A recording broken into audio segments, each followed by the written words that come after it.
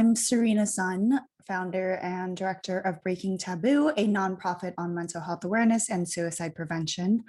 And today I'm happy to be here speaking to you guys over at Lupus in Color. So I will be answering a few questions that were given to me regarding mental health. And here we go. Let's get started. So the first question is, what does mental health mean?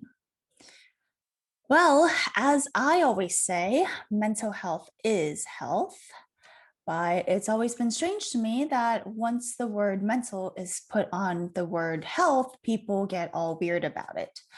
However, if you were to replace that with the word physical, as in physical health, it makes perfect sense to most people. So that is because currently today, physical health is widely accepted as health, but most societies and people still have not accepted that health also includes the state of our minds. So that to me has always been kind of ridiculous because actually the reality is every type of health comes from right here, our brain. Our brain is the central controller of everything that happens to our body, our thoughts, our emotions, our physiology. So, in that sense, it actually becomes impossible to ignore our mentalities with the concept of health. Now, the mind itself can be broken into a few different variants of study. So, there's our mentality, there's our psyche, there's our brain, and there is our mind. And the first one, our mentality, as in our mindsets, is something a lot of personal development coaches will talk about, our mindsets.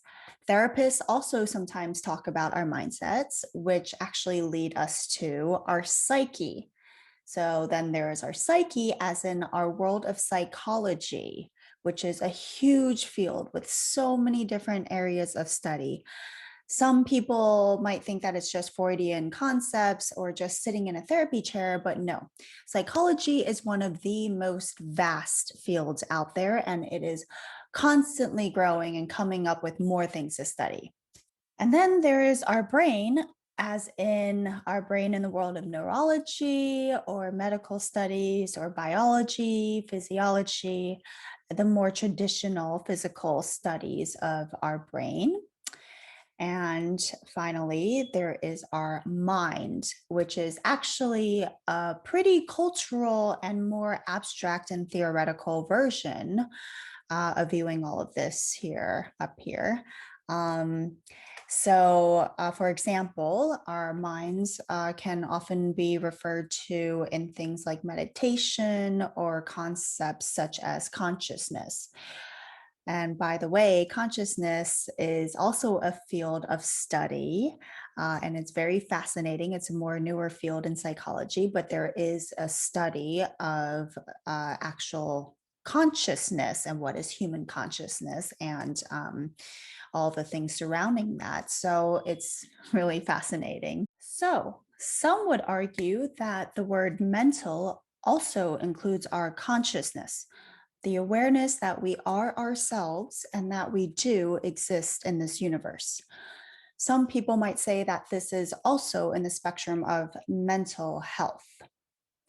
So, all of these areas are encompassed in the word mental. And when we talk about the health of it, that's when we talk about mental health. So, that means, of course, we have to explore the concept of health. So, health basically means, as defined by Merriam-Webster, a person's mental or physical condition. Notice that it does say a person's mental or physical condition. Now, I'm not sure how recent this is, but I'm glad that the word mental is in fact found in the dictionary today under the word health. So health means the condition in which you are in, which according to that definition can mean you either feel good or you feel bad. Notice that I said feel. We'll get back to that in a bit. So It's either your stomach is hurting or it feels good, or your leg is in pain, or your leg feels strong and you can run a few miles. Physically, if you were able to take an actual visual look at it, health could look like, unfortunately, there's a tumor in your body, which may be a concerning state of health, or your body looks normal and healthy. So let's go back to what I said before, which is feeling, right? So, unless you can actually physically see something in your body, typically what tells you about your state of health is what you feel. Feelings are emotions. Feelings come from your brain, which again actually ties all into mental health. This is where chronic health conditions and mental health can cross paths a lot. If you're physically not feeling well, the signals of pain are still triggered in your brain mentally. So, thus, your emotional state is affected, and thus, your overall mental health is affected. It is perfectly, totally normal. People with lupus often deal with depression and anxiety. So, one of the questions is, what are ways that we can cope? One of the major feelings when people deal with depression, anxiety, and mental health issues, or even chronic pain, is that they feel like they are alone. You are not alone. Thousands of people experience depression and anxiety every year. Millions, actually. And I don't say that to minimize your experience.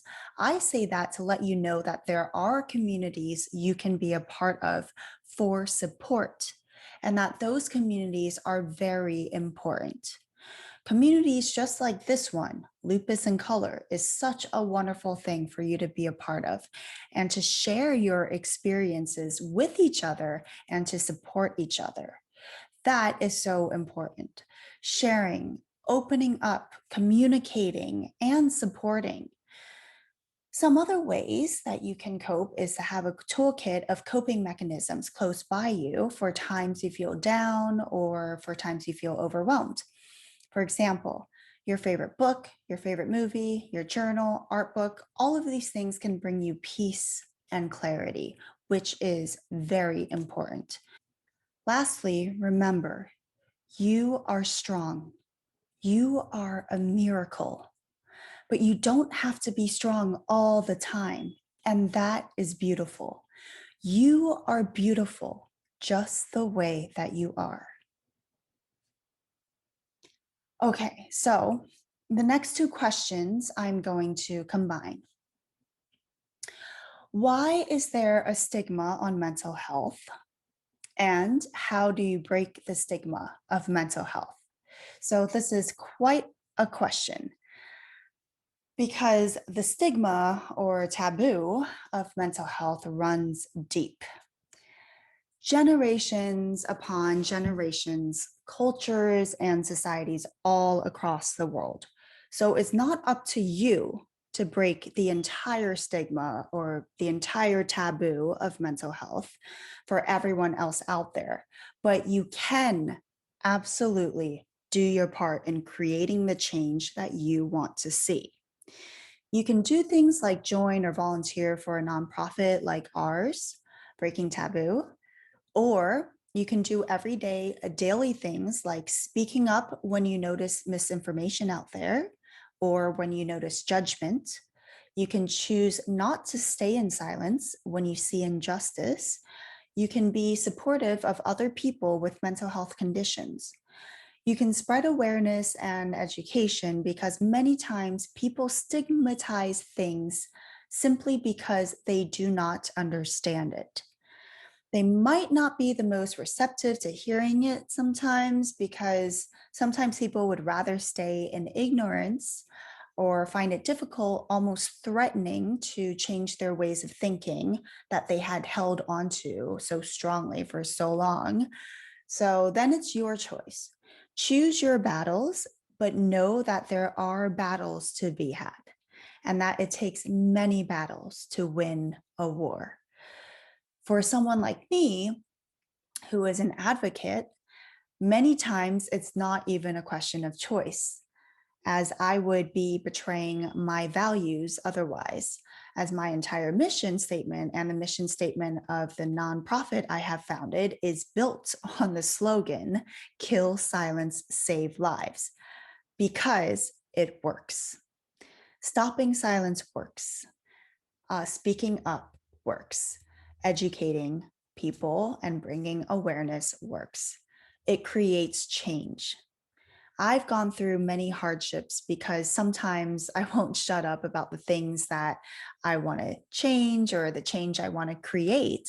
But heck, otherwise, it wouldn't be advocacy work. Okay, how do you stop self stigma?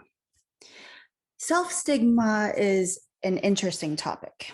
So, self stigma happens when you start to agree with the public's perception or society's perception of who you are versus who you ought to be.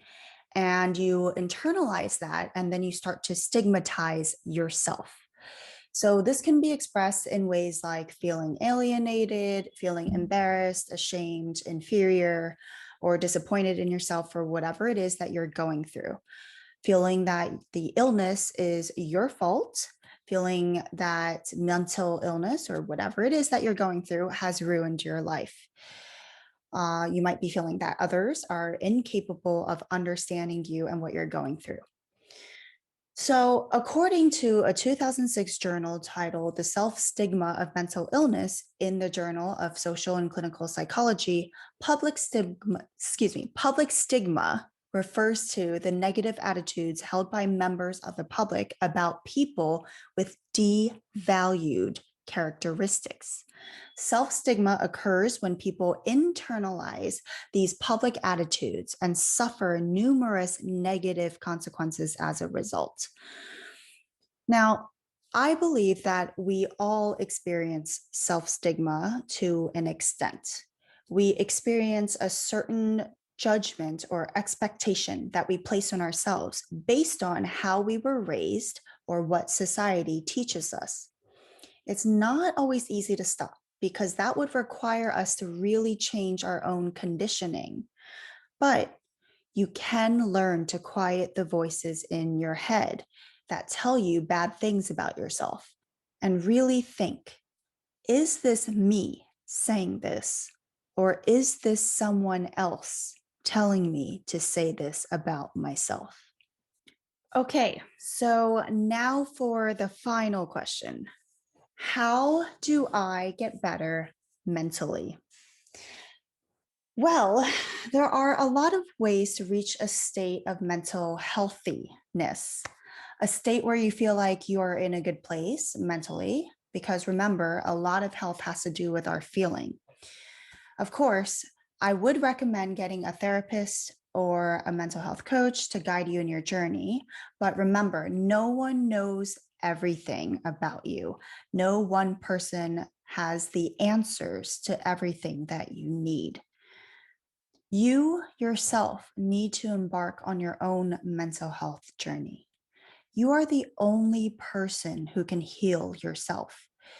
Healing requires a lot of understanding, looking at yourself, the events and the traumas that have made you who you are today.